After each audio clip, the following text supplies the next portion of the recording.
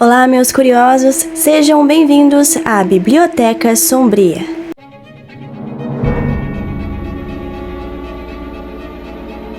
No vídeo de hoje teremos relato de inscrito. Já quero agradecer a pessoa que enviou este relato de hoje, lembrando que todos os nomes envolvidos foram alterados nesse relato.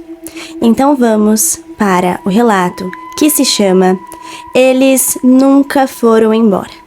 Meu relato real com o paranormal.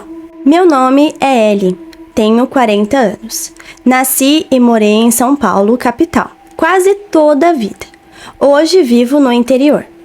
E há algum tempo quero escrever meu relato para você. Sempre acompanho os relatos, mas por ser uma história muito longa, eu precisava de tempo para escrevê-la com todos os detalhes. Tudo que eu vou contar aqui é real e aconteceu comigo ao longo da minha vida. Espero, de alguma forma, ajudar pessoas que passam ou já passaram por algo parecido. A minha história com o paranormal começou muito cedo. Em 1992, eu tinha cerca de 6 ou 7 anos. Morávamos na casa dos fundos da minha avó, eu, meus pais e minha irmã mais nova. No mesmo terreno também moravam meus tios maternos e 2 primas. Uma delas tinha quase a minha idade e era minha companheira inseparável de brincadeiras. Em um dia qualquer, estávamos correndo pelo quintal e resolvemos entrar na casa da minha mãe. A casa tinha um corredor longo que dava direto na cozinha, que ficava nos fundos. Entramos correndo, eu e minha prima, e de repente levamos um susto enorme. Em pé, ao lado do fogão, a uns 2 metros de onde estávamos, havia um velho. Ele parecia um mendigo, era barbudo, com roupas rasgadas, e sem pensar 2 vezes, olhamos uma para a outra e saímos correndo. A gente saiu gritando, chamando a minha avó materna, que cuidava de nós durante o dia. Quando ela entrou na casa, não havia absolutamente nada. Ela achou que fosse brincadeira de criança, mas não era.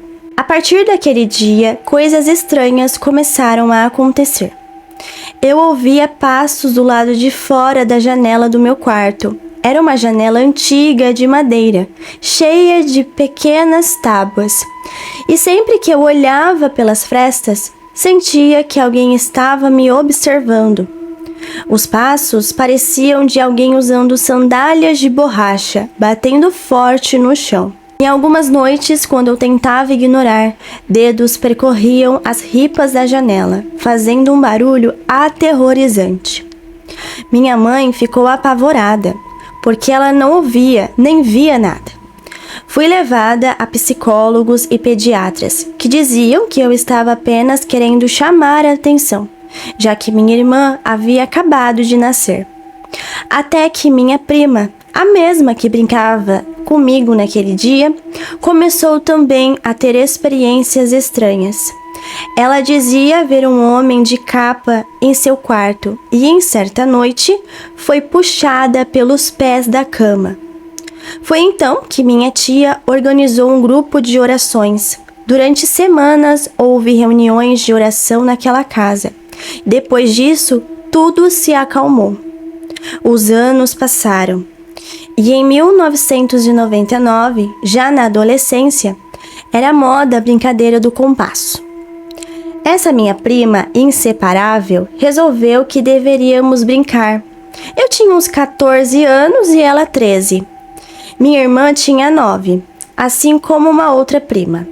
E a nossa prima caçula, que não morava lá. Ela tinha apenas 4 anos e estava nos visitando. Fizemos os passos necessários. Todos tocaram no compasso e ele começou a girar. Com medo, todas se afastaram, mas o compasso continuava girando sozinho. Estávamos sentadas em um banco de concreto sem acabamento, cheio de ranhuras, e não havia como aquilo estar girando em pé, sozinho, tão rápido e por tanto tempo. Peguei minha prima caçula no colo e saí correndo. Logo depois, todas correram também, deixando tudo para trás. O tempo passou novamente. E em 2006, eu já era adulta, casada e tinha uma filha de 4 anos.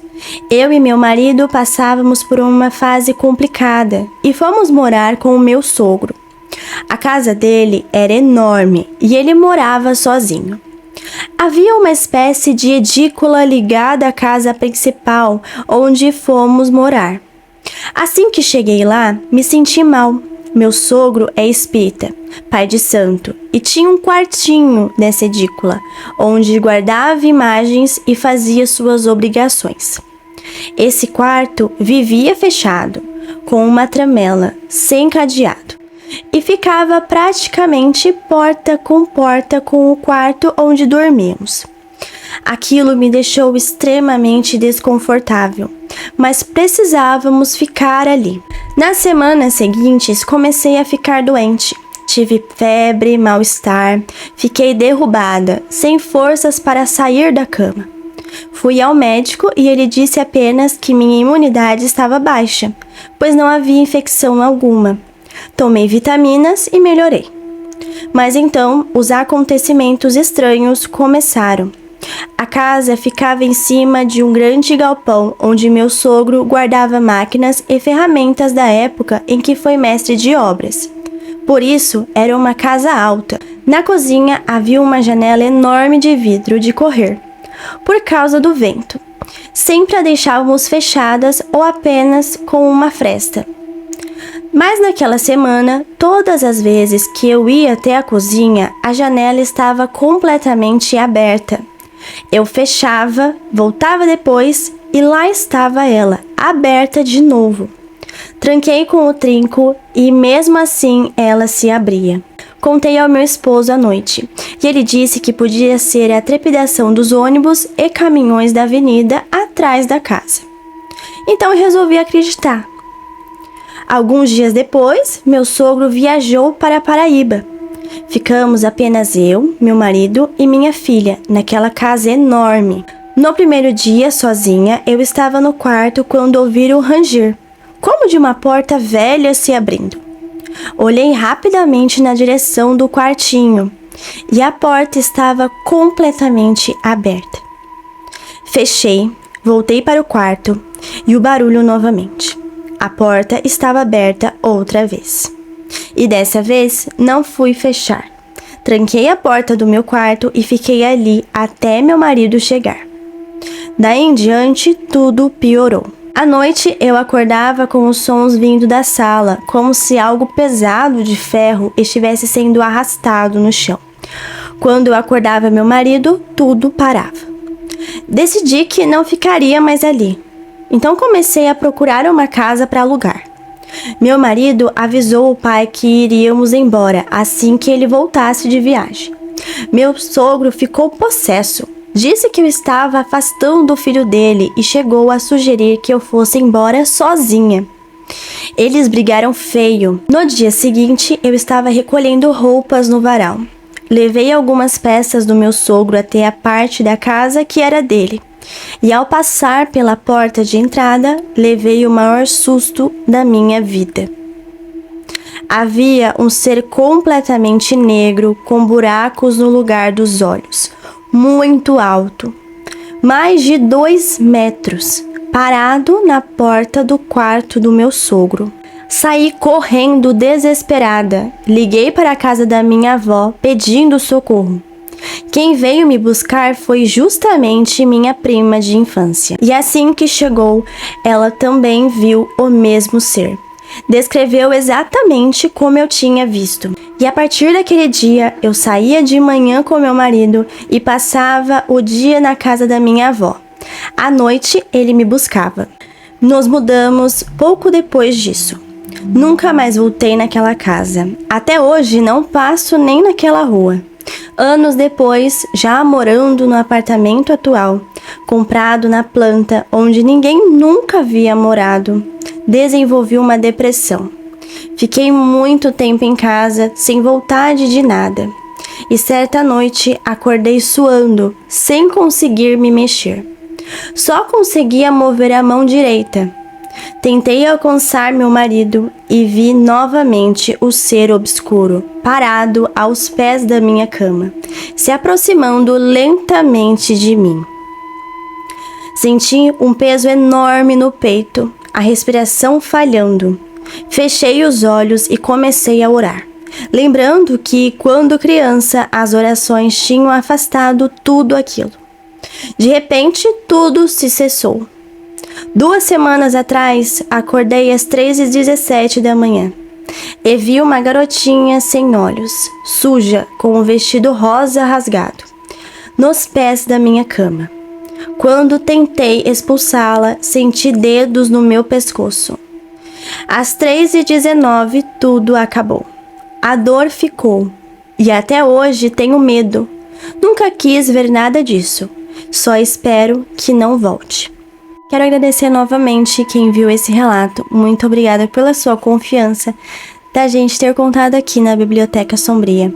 E é muito importante também, como ela disse, para você que está assistindo agora, se você passou ou passa por isso ainda, né? Se identificar com alguém que já passou por isso e como essa pessoa conseguiu, né, ultrapassar todas as barreiras.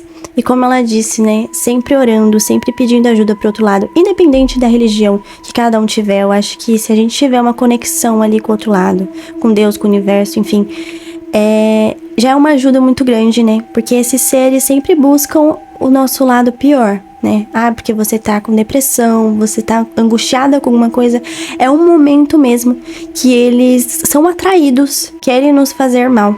Olha quantas coisas desde criança que ela passou e até hoje passa, né? Como no finalzinho ela falou que recentemente ela viu uma garotinha no pé da cama dela com um vestidinho sujo e ela sentiu os dedos no pescoço dela. Imagina você passar por uma situação dessa, gente. Até arrepia. Mas é isso. Se você tem algum relato que queira que eu conte aqui no canal, eu vou deixar na descrição do vídeo o meu e-mail e o meu Instagram, para você poder ou me mandar no direct ou me mandar um e-mail mesmo escrito o seu relato que queira que eu conte aqui no canal, tá bom?